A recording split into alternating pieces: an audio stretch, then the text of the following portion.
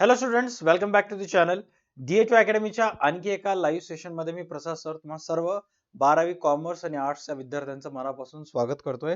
Next topic जो आपण discuss करणार आहोत या व्हिडिओमध्ये, भारतातील नाणे बाजारांची भूमिका. मागच्या काही व्हिडिओज मध्ये आपण डिस्कस केलं की भारतातील जो नाणे बाजार आहे तो दोन विभागात विभागलेला आहे. पहिला आहे संघटित क्षेत्र, सॉरी फॉर दॅट, अँड दुसरा आहे असंघटित क्षेत्र. ओके, आता सर संघटित क्षेत्रामध्ये कोण कोण येत असतात आपण बघितलं. असंघटित क्षेत्रामध्ये कोण कोण येतात हे ऑलरेडी आपण क्लासमध्ये डिस्कस केलेलं आहे. आता भारताच्या अर्थव्यवस्थेत हे जे नाणे बाजार आहे हे एक्झॅक्ट कशा प्रकारचा रोल प्ले करते. आता रोल प्ले करणं किंवा नाणे बाजाराची भूमिका म्हणजे काय एक्झॅक्ट सांगतो. उदाहरणार्थ, करंट सिच्युएशन मध्ये टीम इंडियाचा जो ओपनर आहे विराट कोहली, रोहित शर्मा, समटाइम्स रोहित शर्मा सोबत यशस्वी जयस्वाल किंवा शुभमन गिल येतं. तर ओपनर्सचं काय काम असतं की जास्तीत जास्त रन काढणे, विकेट न पडू देता. राईट. बॉलर्सचं काय काम असतं की जास्तीत जास्त डॉट बॉल समोरच्या टीमला खेळू घालणं आणि जास्तीत जास्त विकेट घेण्याचा प्रयत्न करणं. म्हणजे एका टीम मध्ये प्रत्येक प्लेयरची आपापली एक सेपरेट भूमिका असते. तसंच भारताच्या नाणे बाजारामध्ये हे जे सर्व भारताच्या अर्थव्यवस्थेमध्ये नाणे बाजारातील घटक आहेत यांची भूमिका काय, हे एक्झॅक्ट कशा पद्धतीचं काम करत असतात. उदाहरणार्थ, भारताच्या नाणे बाजारामध्ये कोणाकोणाचा समावेश होतो. संघटित क्षेत्र बघायला गेलं तर रिझर्व्ह बँकेचा समावेश असतं, मध्यवर्ती बँक, व्यापारी बँका, सहकारी बँका, DFI, DFHI या सगळ्यांचा समावेश संघटित क्षेत्रामध्ये होतो. असंघटित क्षेत्रामध्ये सावकार लोक असेल, चीट फंड असेल, या सगळ्यांचा समावेश होतो. तर ह्या सगळ्यांचं काम काय, कर्जदाराची अल्प मुदतीची गरज पूर्ण करणे. नाणे बाजारामध्ये कर्जदाराच्या अल्प मुदतीची वित्तीय गरज वास्तव दरात पूर्ण करण्यासाठी योग्य संधी उपलब्ध होते. बघा, हे सर्व जे लोक आहेत, बँक्स असतील, सावकार असतील, चिट फंड असतील, यांचं मेन काम काय आहे की आपल्यापैकी काही जणांना जे कमीत कमी कालावधीसाठी पैसे पाहिजे असतात, 2 महिन्यासाठी, 3 महिन्यासाठी, 6 महिन्यासाठी, आपल्या ह्या अल्प मुदतीच्या कर्जांची गरज पूर्ण करणे हा एक मेन काम असतो. त्याच्यानंतर असते तरलता व्यवस्थापन. तरलता व्यवस्थापन म्हणजेच काय, या सगळ्यांचं काम एकच आहे. संघटित क्षेत्राचं आणि असंघटित क्षेत्राचं पैशाचं इनफ्लो यांच्याकडे येत राहणं आणि यांच्याकडून पैशाचा आउटफ्लो होत राहणं. जसं जसं पैसे येत राहतील तसं तसं पैसे खर्च होत राहतील, तरच देशाची अर्थव्यवस्था टिकून असते. अदरवाईज अर्थव्यवस्था संपुष्टात येते.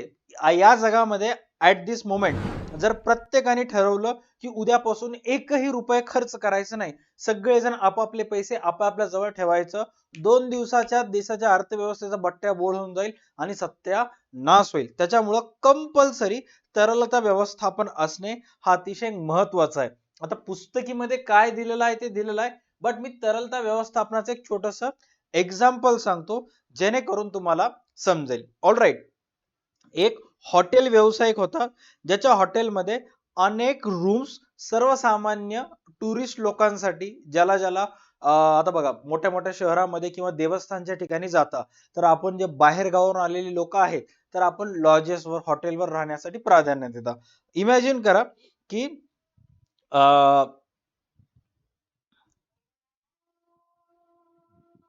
नाशिक त्र्यंबकेश्वर येथे एक हॉटेल व्यावसायिक आहे, त्याचं एक स्वतःचं हॉटेल आहे. ओके, त्याच्या हॉटेलमध्ये एक कस्टमर आला आणि त्या हॉटेलवाल्याला सांगितले की मला रूम पाहिजे, रूम मिळेल का. तो म्हटला यस, काही हरकत नाही, मिळून जाईल, 1000 रुपये पर डेचे किराय. तो कस्टमर आला, 1000 रुपये हॉटेल मालकाला दिला आणि त्या हॉटेल मालकाला सांगितले की सर, मी एक वेळेस रूम चेक करून येतो, मला जर रूम आवडले तर ठीक, अदरवाईज मला माझे 1000 पैसे परत मिळतील का. तो म्हटला काही हरकत नाही सर, जा, 5व्या मजल्यावर रूम आहे, तुम्ही ते रूम बघून या, तोपर्यंत पैसे मिळाले असू द्या, जर तुम्हाला आवडली नाही तर जाता जाता पैसे घेऊन जा. आणि मग हॉटेलच्या एका कर्मचाऱ्यासोबत तो हॉटेलचा मालक एका कर्मचाऱ्यासोबत ग्राहकाला घेऊन पाठवला, 5व्या मजल्यावर गेले. तेवढ्यामध्ये एक त्याच हॉटेलमध्ये काम करणारे एक कामगार तिथं आले आणि तो म्हटले की सर, माझा या महिन्याचा पगार मला द्या, 1000 रुपये माझं पेंडिंग आहे. मग हॉटेलवाल्या मालकानं काय केले, ज्या कस्टमर कडून 1000 रुपये आले होते ते त्या कर्मचाऱ्याला देऊन टाकलं. कर्मचारी तिथून थोडस पुढे गेला. घरी जाता जाता कर्मचाऱ्यानं काय केलं की एका किराणा दुकानामध्ये किराणा सामान घेतलं आणि ते 1000 रुपये त्याला देऊन टाकले. किराणा दुकानदार तो 1000 रुपये घेऊन थोड्या वेळानं घराकडे जात होता. जाता जाता लक्षात आलं किराणा दुकानदाराला की बाबा मी या हॉटेल मालकाचे 1000 रुपये देणं बाकी आहे. मग त्या दुकानदारानं त्या हॉटेलवाल्याला 1000 रुपये देऊन टाकले. तेवढ्यामध्ये तो जो कस्टमर वर गेला होता रूम बघण्यासाठी, त्याला ते रूम आवडले नाही. तो म्हटला की सॉरी सर, मला तुमच्या हॉटेलची रूम आवडले नाहीयेत, मला दुसरीकडे पाहावं लागेल. आणि मग त्या हॉटेल मालकाने तेच 1000 रुपये त्या ग्राहकाला देऊन टाकले.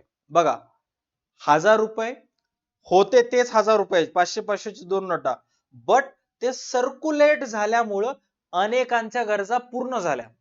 राईट. सर्वात पहिला ग्राहकाने 1000 रुपये हॉटेलवाल्याला दिले, मग त्याला रूम बघायला मिळाली.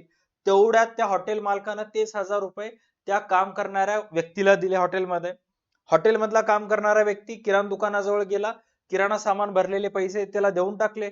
किराणा दुकानदार हॉटेलवाल्याचे पैसे द्यायचा होता, तेच पैसे घेऊन हॉटेलमध्ये आला. हॉटेलवाल्यानं तेच पैसे त्याच ग्राहकाला वापस केले ज्याला ती रूम आवडली नाही.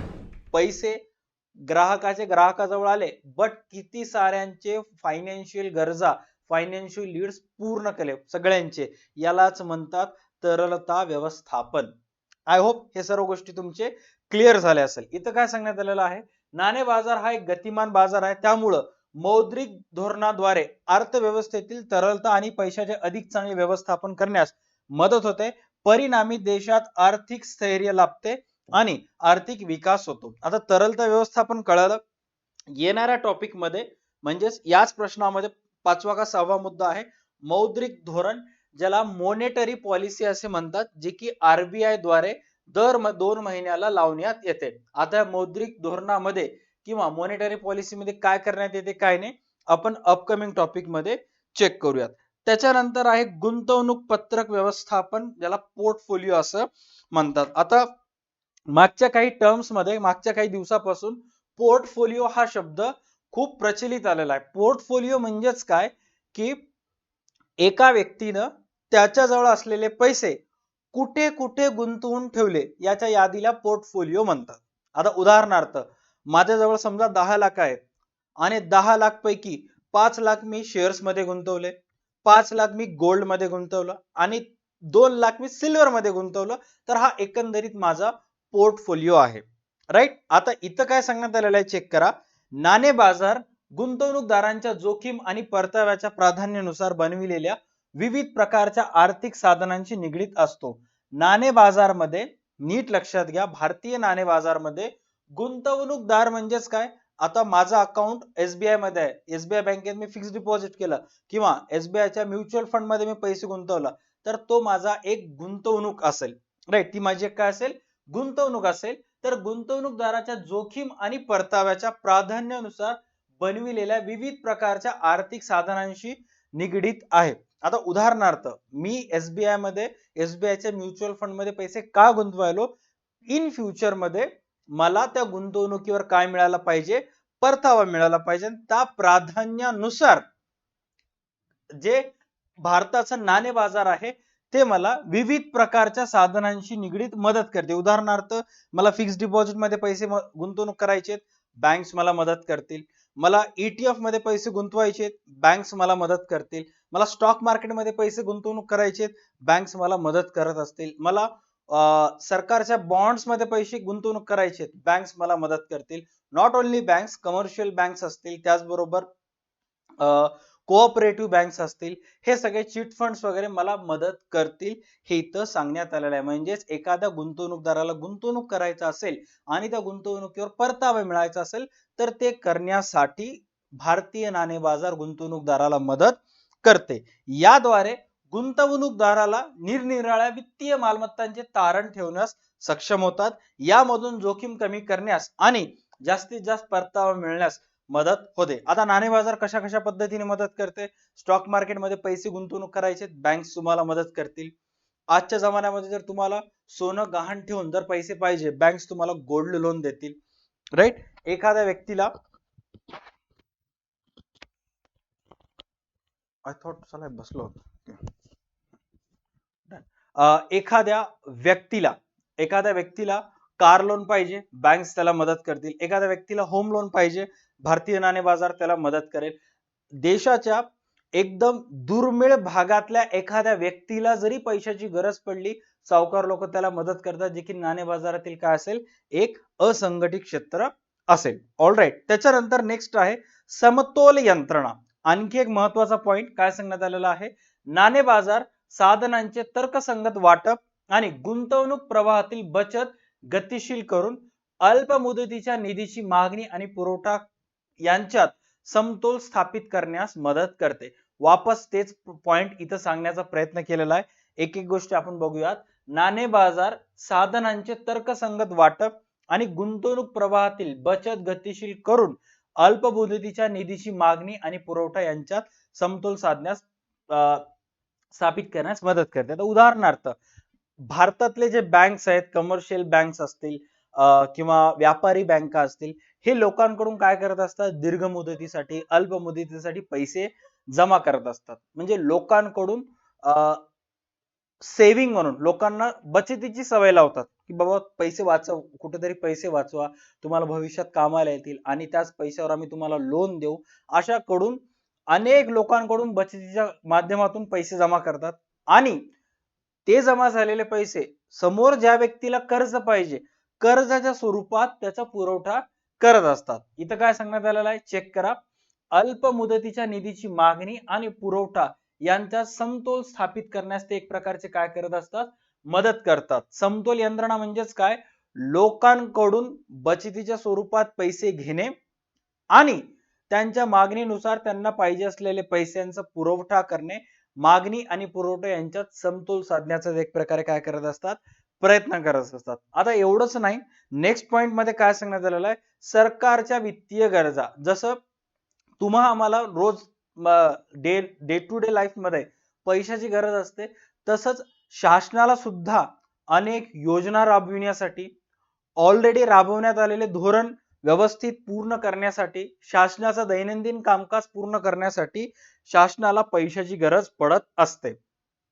आणि ह्या सर्व गरजा पूर्ण करण्यासाठी नाणे बाजार शासनाला कोषागार, ट्रेझरी देयकाच्या आधारे अल्प मुदतीच्या वित्तीय गरजा पूर्ण करण्यास मदत करत असते. आणि शासनाचे पण जे कमी कालावधीसाठी पैसे पाहिजे असतील, तर जे नाणे बाजार आहेत ते शासनाला कुठं ना कुठं गरजा पूर्ण करण्यास मदत करत असते. आता इथे एक पॉइंट आलेला आहे, कोषागार, तिजोरी, ट्रेझरी देयकांच्या आधारे. म्हणजेच काय, एक प्रकारचं विधेयक असतं किंवा एक प्रकारचं एक डॉक्युमेंट असतं, ते शासन जे आहे ते बँकांना देत असतं, तिथून त्यांना शासनाला पैसे वगैरे प्राप्त होतात. एकदम सोप्या भाषेत सांगण्यात आलेलं आहे, जास्त किचकट न करता. त्याच्यानंतर हा पॉइंट भलेही तुम्ही अभ्यास करा किंवा नको करा, डे टू डे लाईफ मध्ये हा अतिशय मॅटर करतो. कारण भारतामध्ये दर 2 महिन्यातून एक वेळेस आरबीआय ची मॉनेटरी पॉलिसी जाहीर करण्यात येते आणि ज्याही दिवशी आरबीआय ची मॉनेटरी पॉलिसी जाहीर होते,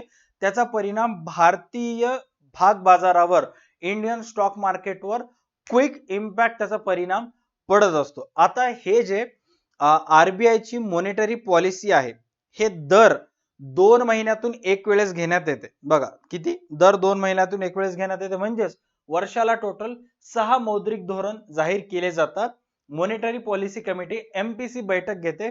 प्रत्येक बैठकीनंतर रेपो दर, या आरबीआयच्या मौद्रिक धोरणामध्ये काय काय करण्यात येते, रेपो दर ठरविण्यात येतो, रिव्हर्स रेपो दर ठरविण्यात येतो. सर आता रेपो दर किंवा रिव्हर्स रेपो दर म्हणजेच काय, आपल्या पुस्तकामध्ये सुद्धा ह्याच्याबद्दल कुठं ना कुठं माहिती सांगण्यात आलेली आहे.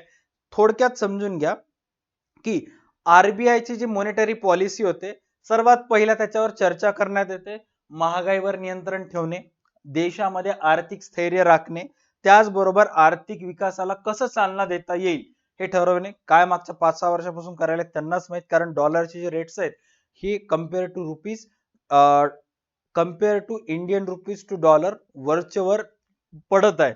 ओके.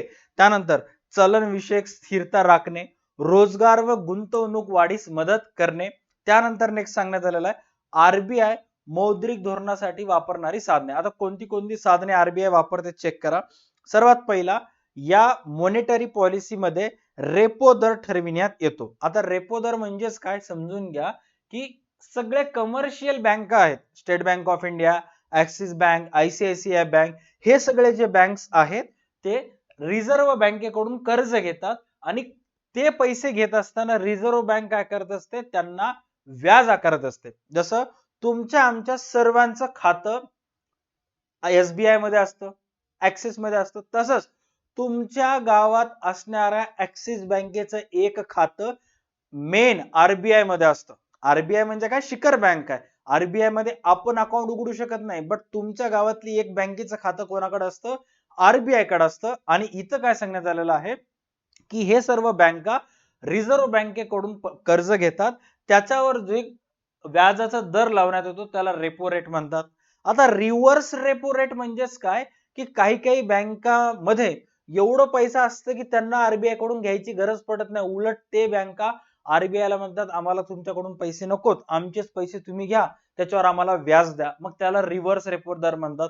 मग RBI काय करते, त्यांच्याकडून पैसे घेते आणि त्याच्यावरच त्यांना व्याज देत असते. त्याच्यानंतर कॅश रिझर्व्ह रेशो, बँकांनी RBI कडे ठेवण्याचा रोख रकमेचा टक्का. आता कॅश रिझर्व्ह रेशो म्हणजेच काय, जर तुमची बँक असेल तर मिनिमम किती पैसे तुम्ही RBI मध्ये ठेवले पाहिजे, त्याला कॅश रिझर्व्ह रेशो असं म्हणतात. SLR स्टॅच्युटरी लिक्विडिटी रेशो, बँकांनी सरकारच्या रोख्यात गुंतवणूक करायचा टक्का. ओके, असे अनेक गोष्टी आहेत जे त्या मौद्रिक धोरणांमध्ये ठरविण्यात येतात, किती टक्के असायला पाहिजे काय नाही ते. आता पुस्तकामध्ये काय सांगितलेलं आहे चेक करा. मौद्रिक धोरणाची उद्दिष्टे पैशाप्रमाणेच व्यवस्थापन करणे हे आहे, जेणेकरून अर्थव्यवस्थेच्या निरनिराळ्या क्षेत्रांची आवश्यकता गरजा पूर्ण करण्यासाठी आणि आर्थिक विकासाची गती वाढवण्यासाठी उपयोगी ठरते. हे धोरण कोणाद्वारे लागू केले जाते, मध्यवर्ती बँक. मध्यवर्ती बँक म्हणजेच कोणती बँक, शिखर बँक. शिखर बँक म्हणजेच RBI. ओके, त्याला सरकारची बँक सुद्धा म्हटले जाते. त्याच्यानंतर नेक्स्ट काय सांगण्यात आलेलं आहे, अर्थव्यवस्थेतील पूर्ण विकसित नाणे बाजार मौद्रिक विषयक धोरणाची यशस्वी अंमलबजावणी करण्याची हमी देतो. काय सांगण्यात आलेलं आहे, अर्थव्यवस्थेतील पूर्ण विकसित नाणे बाजार मौद्रिक धोरणाची यशस्वी अंमलबजावणी करण्याची हमी देतो. म्हणजेच रिझर्व्ह बँकेनं हे सगळे ठरवलेले पॉलिसीज आहेत ते सगळे कंप्लीट करण्याची जबाबदारी कोण घेतात, ते सर्व कंप्लीट करण्याची जबाबदारी नाणे बाजारातील संघटित आणि असंघटित क्षेत्र घेत असतात. रिझर्व्ह बँक जर सांगितली की लोकांना बचतीची सवय लावा, यांनी बचतीची सवय लावतात. रिझर्व्ह बँक जर सांगितली जास्तीत जास्त लोकांना कर्ज द्या, जेणेकरून व्याजाच्या स्वरूपात तुम्हाला पैसे येतील, हे लोक फटाफट लोकांना कर्ज देत असतात, लोकांचं लोन काय करत असतात, पास करत असतात. म्हणजे RBI न जे पण मॉनिटरी पॉलिसी ठरवलं ते कुठे ना कुठे सर्व बँक फॉलो करत असतात. त्यानंतर नेक्स्ट पॉइंट सांगण्यात आलेला आहे, अर्थव्यवस्थेतील पूर्ण विकसित नाणे बाजार मौद्रिक विषयक धोरणाची यशस्वी अंमलबजावणी करण्याची हमी देतो. नाणे बाजारामुळे मध्यवर्ती बँकेला योग्य व्याजदर धोरण विकसित करण्यास मार्गदर्शन मिळते. आणि नाणे बाजारामुळे म्हणजे हे सर्व जे छोटे मोठे बँक्स आहेत यांच्यामुळे कुठं ना कुठं RBI ला रेपो दर ठरविण्यासाठी, धोरण विकसित करण्यासाठी कुठं ना कुठं काय होते, मदत होते. ऑलराईट. त्याच्यानंतर नेक्स्ट आहे रोख रकमेचा काटकसरीने वापर करणं. समजण्यास सर्वात सोपं पॉइंट काय सांगण्यात आलेलं आहे चेक करा, की नाणे बाजाराचा संबंध प्रत्यक्ष पैशाशी नसून पैशाच्या निकटच्या जवळचा पर्याय असलेल्या विविध वित्तीय साधनांशी असतो. त्यामुळे रोख रकमेचा काटकसरीने वापर होतो. नाणे बाजारामध्ये फक्त पैसेच समावेश असतात असं नाही, पैशाशी संबंधित अनेक गोष्टी असतात. चेक्स असतील, बॉन्ड्स असतील, गोल्ड असेल, सिल्वर असेल, राईट. त्याच्यानंतर डिपॉझिटरी रिसिट असेल, डिबेंचर असेल, शेअर्स असतील, या सगळ्यांचा संबंध याच्यामध्ये येतो. त्याच्यामुळं कुठं ना कुठं रोख रकमेचा वापर कसा होतो, काटकसरीनं होतो. त्यानंतर वाणिज्य, बिझनेस, उद्योग, व्यापार, वाणिज्य, उद्योग, व्यापार यांची वृद्धी, यांचा विकास होणे. काय सांगण्यात आलेलं आहे, नाणे बाजारामध्ये अल्प मुदतीच्या निधीची तातडीने गरज असलेल्या स्थानिक आणि आंतरराष्ट्रीय व्यापाऱ्यांना हुंडी भेटविण्याची सुविधा उपलब्ध असते. शिवाय नाणे बाजारात कृषी आणि लघु उद्योगांसाठी खेळते भांडवल उपलब्ध असते. बघा, आता वाणिज्य म्हणजे छोटे मोठे आपल्यासारखे सर्व बिझनेस असतील, व्यापारी असतील, उद्योजक असेल, यांना अल्प मुदतीच्या तातडीची निधीची गरज असलेल्या स्थानिक आणि आंतरराष्ट्रीय व्यापारी हुंडी वटवण्याची सुविधा असते. आपण 12वीच्या बिल्स ऑफ एक्सचेंज चॅप्टर मध्ये डिस्कस केला की तुम्ही ड्रॉवी कडून आलेलं बिल बँकेला देऊन बँकेकडून पैसे घेता. आता बँक हे कशाचा भाग आहे? बँक हा भारतातील नाणे बाजाराचा भाग आहे. तुम्हाला 3 महिन्याचं बिल बँकेला देऊन बँकेकडून पैसे घेता, बँक ड्रॉवी कडून पैसे जाऊन घेऊन टाकते. हे जे कमी कालावधीसाठी तुम्हाला गरज पडलेल्या पैशाची जी गरज पडलेली आहे ते पूर्ण करण्याची जबाबदारी कोण घ्यायली? नाणे बाजारामधील असलेले बँक्स घ्यायला. त्यामुळं कुठं ना कुठं तुमची वृद्धी होत असते. शिवाय बाजारात कृषी आणि लघु उद्योगांसाठी खेळते भांडवल उपलब्ध होते. त्याचबरोबर मार्केटमध्ये जे शेती संबंधी आहेत, छोटे छोटे स्मॉल इंडस्ट्रीज आहेत, लघु उद्योग आहेत, यांना खेळते भांडवल वर्किंग कॅपिटल होते. म्हणजे टेम्पररी यांच्या जवळ असणारे 4 महिन्यासाठी 6 महिन्यासाठी स्वरूपात यांच्याजवळ पैसे प्राप्त होत असतात. इथपर्यंत क्लिअर झालं? राईट. त्याच्यानंतर हे जे नाणे बाजार आहेत, या नाणे बाजाराच्या काही समस्या आहेत. जसं नाणे बाजाराची भारतीय नाणे बाजाराची भूमिकामध्ये म्हणजे भारताच्या अर्थव्यवस्थेत नाणे बाजाराची काही भूमिका आहे. म्हणजे काय काम करायला काय नाही. या नाणे बाजाराच्या काही समस्या सुद्धा आहेत. हे अतिशय महत्वाचा पार्ट आहे. सर आता यांची समस्या काय आहेत चेक करा. सर्वात पहिला दुहेरी रचना. दुहेरी रचना म्हणजे काय? सर्वात पहिल्या नाणे बाजारामध्ये काही संघटित क्षेत्र आहेत आणि नाणे बाजारामध्ये काही असंघटित क्षेत्र आहेत. ह्याच्यामुळे काय होतं माहिती आहे का की भारतीय नाणे बाजारातील संघटित व असंघटित क्षेत्र असल्यामुळे विघटन, पारदर्शकतेचा अभाव आणि वाढती अस्थिरता निर्माण होते. अशा संघटित बाजारामध्ये समन्वयाचा अभाव असतो. शिवाय तो भारतीय रिझर्व्ह बँकेचा थेट नियंत्रण आणि देखरेखीखाली येत नाही. आता काही काही लोक संघटित क्षेत्राकडे जातात आणि काही काही असंघटित क्षेत्राकडे जात असतात. त्याच्यामुळे कुठं ना कुठे एक अभाव निर्माण होतो. सगळेच जर संघटित क्षेत्राकडे आले तर कुठं ना कुठे विकासाला चालना मिळते. बट लोक संघटित क्षेत्राकडे न जाता असंघटित क्षेत्राकडे जातात. त्याच्यामुळं त्या असंघटित क्षेत्रांवर रिझर्व्ह बँकेचे देखरेख किंवा थेट नियंत्रण नसते. अशा वेळेस अनेक ग्राहकांची पिळवणूक किंवा फसवणूक सुद्धा होऊ शकते. हा सर्वात पहिला समस्या. ही सर्वात पहिली समस्या. ओके. त्याच्यानंतर नेक्स्ट आहे व्याज दरामध्ये समानतेचा अभाव. हा अतिशय महत्वाचा पॉइंट आहे. बघा काय सांगण्यात आलेलं आहे. नाणे बाजारामध्ये व्यापारी बँका, नाणे बाजाराचे जे संघटित क्षेत्र आहे त्याच्यामध्ये व्यापारी बँका असतात, सहकारी बँका, बिगर बँक, वित्तीय कंपन्या, विकास वित्त संस्था, गुंतवणूक कंपन्या इत्यादी विविध घटकांचा समावेश होतो. म्हणून व्याजाचे अनेक दर असतात. त्या अनुषंगाने कर्जदाराचे विविध प्रकार असतात. आता नीट लक्ष द्या की भारतीय नाणे बाजारामध्ये जे संघटित क्षेत्र आहेत, राईट, नीट लक्ष द्या. भारतीय नाणे बाजारामध्ये जे संघटित क्षेत्र आहेत, या संघटित क्षेत्राचा जो देणाऱ्या कर्जावर व्याजाचा दर आहे, यांचा व्याजाचा दर वेगळा आहे. असंघटित जे क्षेत्र आहेत यांचा व्याजाचा दर वेगळा आहे. त्यामुळं ज्या लोकाला या संघटित क्षेत्राकडे जायचं नाही त्यांना वेगळं व्याज, ज्या लोकांना यांच्याकडे जायचं आहे त्यांना वेगळं व्याज. आता यांच्याकडे गेलं तर काही काही बँका डॉक्युमेंट्स मागतात, कागदपत्र मागतात, 6 महिन्याच घ्यावं लागते, 1 वर्षाचंच घ्यावं लागते, लांब लचक त्यांची लिस्ट असते आणि एवढ्या झंझटमध्ये ग्राहकांना पडायचं नसते. त्यांना झटमटणी पडब्या 500 रुपये जास्त घे पण आजच्या आज मला पैसे दे, असे पण लोक असतात. मग अशा वेळेस ते काय करत असतात, असंघटित क्षेत्राकडे जात असतात. त्याच्यामुळं व्याजाचा जो दर असतो तो संघटित क्षेत्राचा व्याजाचा दर वेगळा असतो आणि असंघटित क्षेत्राचा व्याजाचा दर हा वेगळा असतो. त्याच्यानंतर निधीची कमतरता. हा पॉइंट बघा काय सांगण्यात आलेला आहे. निधी म्हणजे फंड किंवा पैसे. कमतरता, आता मागच्या काही दिवसांमध्ये निधीची कमतरता मोठ्या प्रमाणावर होती. इन द सेन्स लॉकडाऊन 2020-21 मध्ये. बट त्याच्यानंतर बाजारामध्ये मोठ्या प्रमाणावर निधीचा इनफ्लो येत आहे. आता इथं काय सांगण्यात आलेलं आहे चेक करा. अपुऱ्या बचतीमुळे नाणे बाजाराला निधीची कमतरता भासते.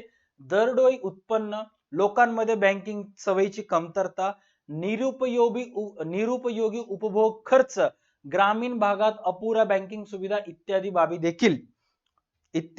देखील नाणे बाजाराच्या निधीच्या कमतरतेसाठी जबाबदार आहेत. आता हा पॉइंट अतिशय महत्वाचा आहे, काळजाला भिडणारा पॉइंट आहे. आपल्या भारतातील फायनान्शियल रियालिटी एक्सपोज करणारा पॉइंट आहे.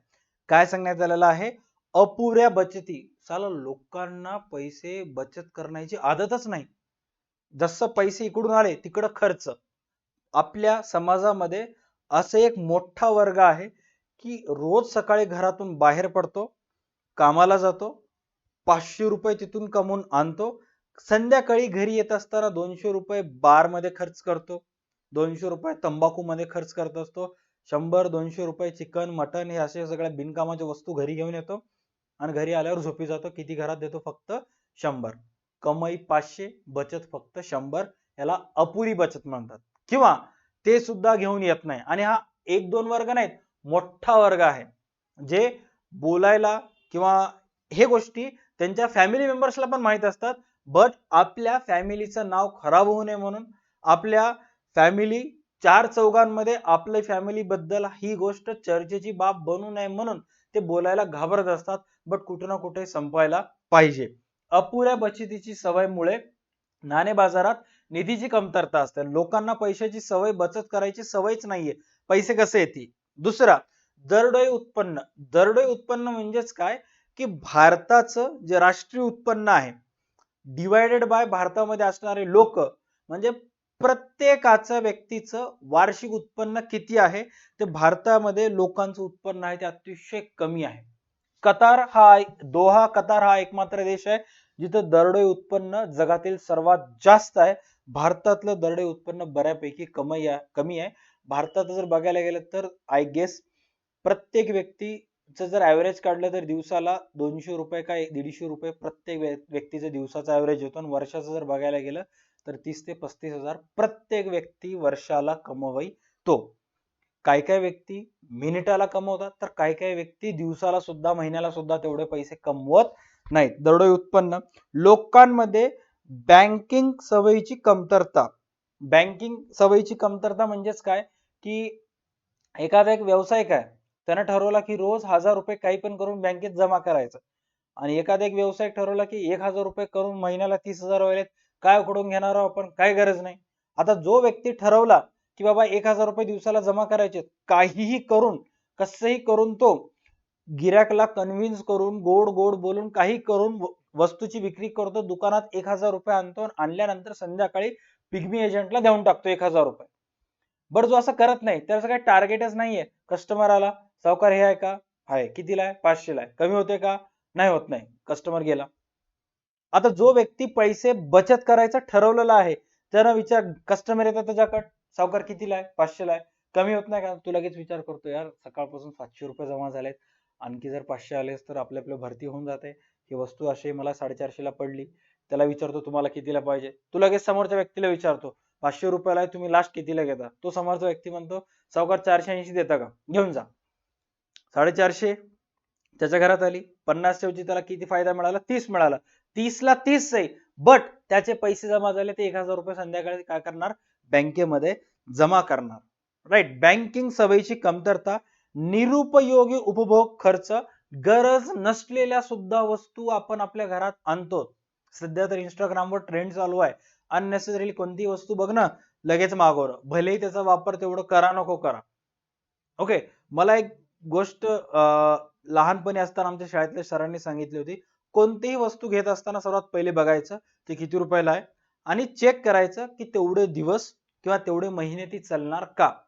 जर उत्तर आलं यस तर ठीक, अदरवाईज नाही. आता उदाहरणार्थ मोबाईल घेतला 48,000 चा, तर आता 48,000 दिवस तर आपणच जगणार, मोबाईल काय.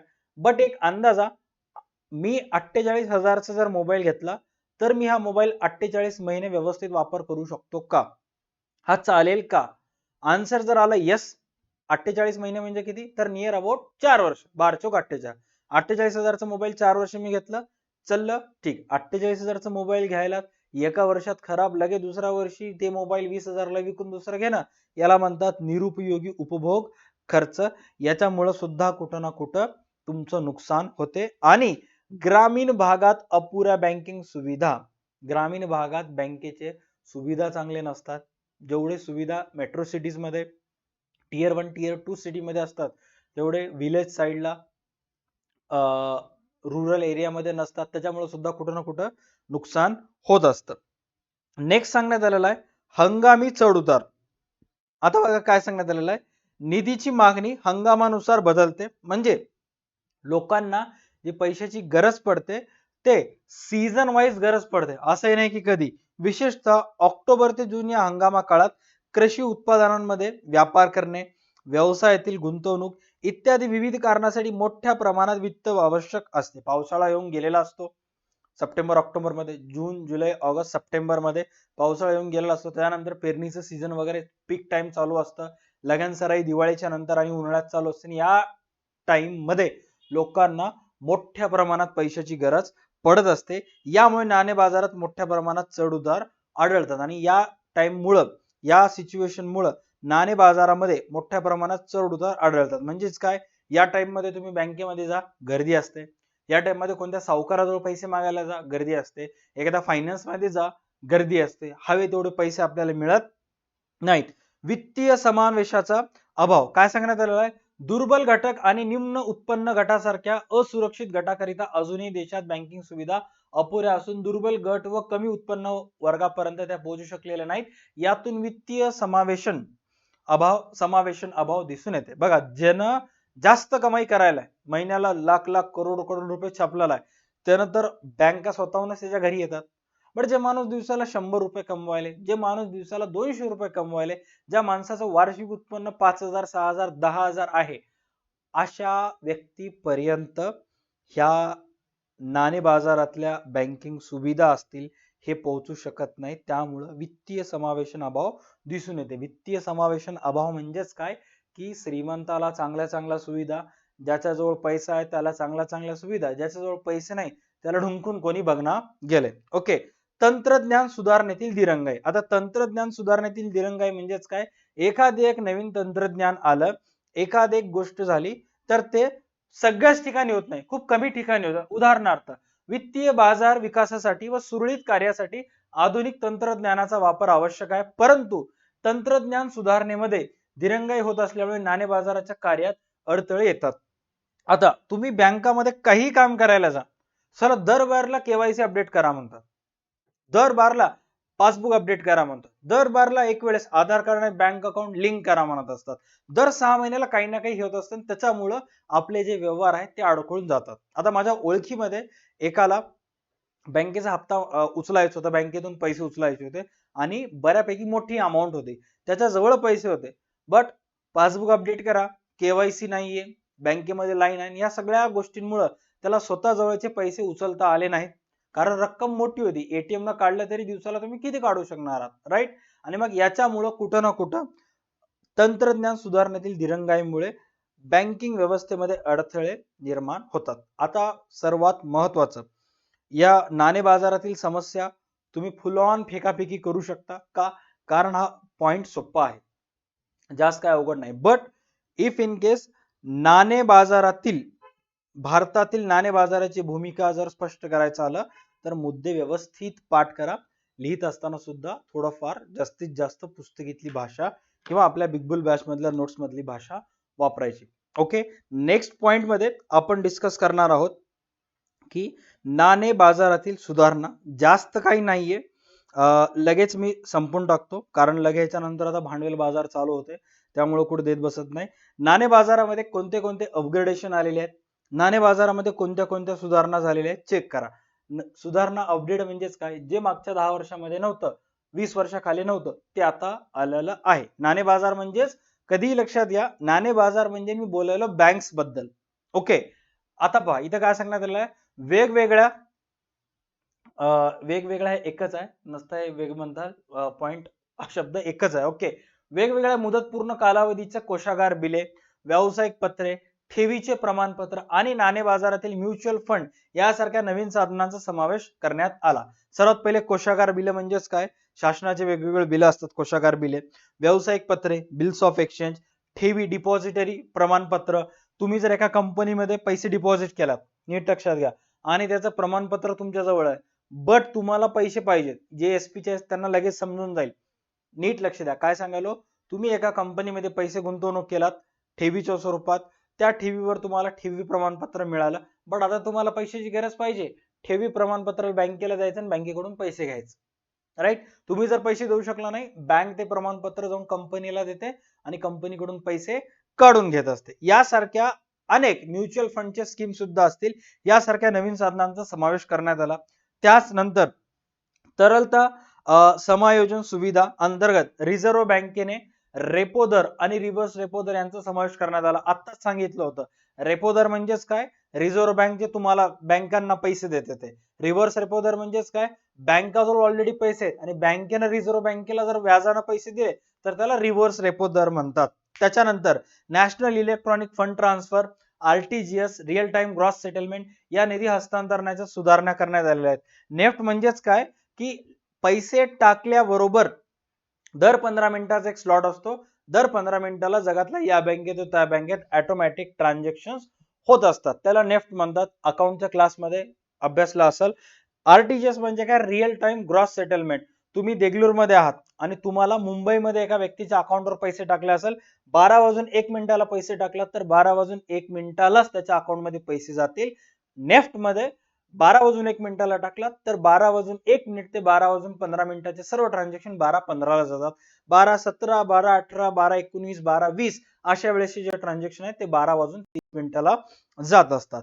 त्यानंतर तांत्रिक प्रगती आणण्यासाठी व्यवहार प्रणाली इलेक्ट्रॉनिक डीलिंग सिस्टम DCS सुरू करण्यात आली, ज्याच्यामध्ये ऑनलाईन पद्धतीने तुम्ही व्यवहार वगैरे करू शकता. त्याचबरोबर ऑनलाईन पद्धतीने बँकांच्या वेबसाईटवर किंवा कंपनीच्या वेबसाईटवर जाऊन पेमेंट करू शकता. आणि ते पेमेंट करत असताना बँकेचं वेब पेज ओपन होईल आणि बँकेच्या वेब पेज मधून तुम्ही ते ऑनलाईन पद्धतीने व्यवहार करू शकता. हे सगळे काही नाणे बाजारातील सुधारणा आहेत. ओके. त्याच्यानंतर नेक्स्ट इथे सांगण्यात आलेलं जे वाचायचं राहून गेलं होतं, व्याजदर मुख्यत्वे बाजार शक्तींनी निर्धारित केले जावेत. म्हणजे व्याजाचा जो दर असतो तर मार्केटमध्ये एक्झॅक्ट काय कल चालू आहे, कोणती बँक किती व्याज घ्यायली काय नाही, ह्याचा एकंदरीत विचार करून बाजार शक्तीनिशी ते निर्धारित करण्यात येते. पुढच्या क्लासमध्ये आपण डिस्कस करणार आहोत भारतातील भांडवल बाजार. आतापर्यंत नाणे बाजार डिस्कस केलं, ज्याच्यामध्ये सर्वसामान्य नागरिकांना पैसे पाहिजे असतील तर ते पैसे कुठं जमा करू शकतात, कुठून पैसे विथड्रॉ करू शकतात. इन शॉर्ट बँकिंग प्रणाली बद्दल आपण डिस्कस केलं. आता भांडवल बाजार म्हणजे आपल्या भारतातील जेवढेही व्यापारी आहेत त्यांना त्यांचा व्यवसाय करण्यासाठी जे भांडवलाची आवश्यकता असते, जे पैशाची आवश्यकता असते, ते कुठून प्राप्त होते त्यालाच भारतीय भांडवल बाजार असे म्हणतात. इथून पुढचा क्लास अतिशय महत्त्वाचा असेल, मिस करायचा नाही. ओके. चला, या व्हिडिओसाठी एवढंच. व्हिडिओ आवडल्यास व्हिडिओला लाईक करा, चॅनलला सबस्क्राईब करा. भेटूयात पुढच्या क्लासमध्ये. तोपर्यंत पाहता तुमचा आवडता YouTube चॅनल DA2 अकॅडमी. चला bye, take care and stay connected.